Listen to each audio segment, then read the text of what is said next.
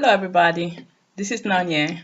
Thank you for joining me today. This is part two of the message communicating with the deliberate intention of building trust with others. As a clinician that have been in contact with patients for close to 30 years, there are some simple acts that I have performed over the years that have helped improve my chances of building trust with my patients and actually with most people that I've come in contact with who are not even patients of mine. And the first one is taking time to self reflect because moments of self reflection actually affords us the chance to develop our character. I find that when we self reflect, we take time to answer those questions that, when you look yourself in the mirror and there are questions that only you as an individual can answer for yourself. Questions like, why is it easier for me to connect with one person and not that easy for me to connect with another? Why do I feel comfortable in front of one person and I don't feel comfortable in front of another person? And so for me as a Christian, I also find that self-reflection gives me the chance to get into the Word of God. And actually, Romans chapter 12, verse 15, it's a verse that resonates a lot with me when I self-reflect because it reminds us to rejoice with those that rejoice and to weep with those that weep. Also, Galatians 6:2, that reminds us all to carry each other's burden as we fulfill the law of Christ.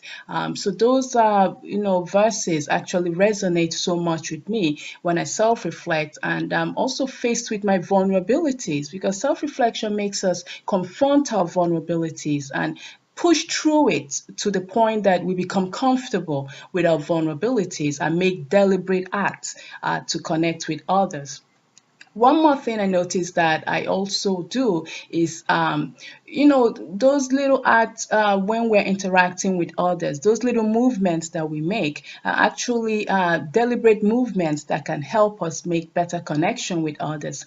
Do you know there are times that it's easier to nod?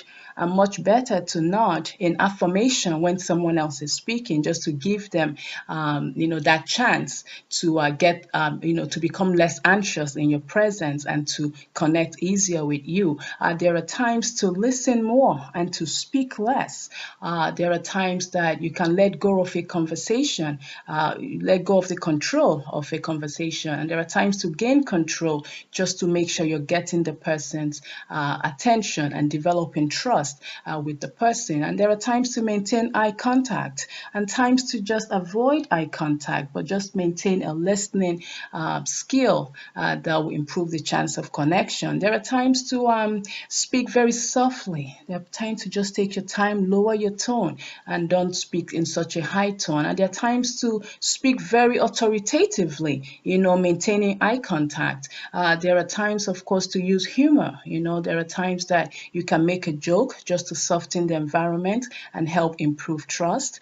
There are times to also become consciously dismissive of someone if you feel that that's going to help get the person's attention. So just know that all these acts are not done to alienate anyone, but just rather to create a conducive environment that will make it easier to connect with someone else, of course, for the purpose of trust development. So in the coming weeks, I'm going to be highlighting some of these attitudes and also the best communication style that is most appropriate for each attitude in giving us the chance of making a connection. I have a lot of patients over these years that have asked me, why can't you please be my doctor? You listen so well to me.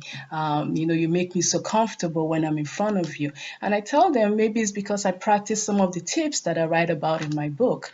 My book is called Simple Tips to Developing a Productive Clinician-Patient Relationship. And in it, there are 16 different attitudes that are highlighted and also the most effective communication style that gives us a better chance of connecting with someone that has that attitude. So I'm getting ready for a second book signing. I'm very excited about that. It's going to be in Fairfax, Virginia, April 21st, 1 to 3 p.m. And I just hope a lot of my friends, please, can make out time to come in on that day. It's on a Saturday afternoon. And I hope there will be more information actually on it at the end of this message. So please support support this important cause of Heal the World initiative by liking and sharing this video. And also, please don't forget to subscribe to this channel so that you keep track of future videos. Thank you so much once again for joining me today, and I hope you have a wonderful day. God bless.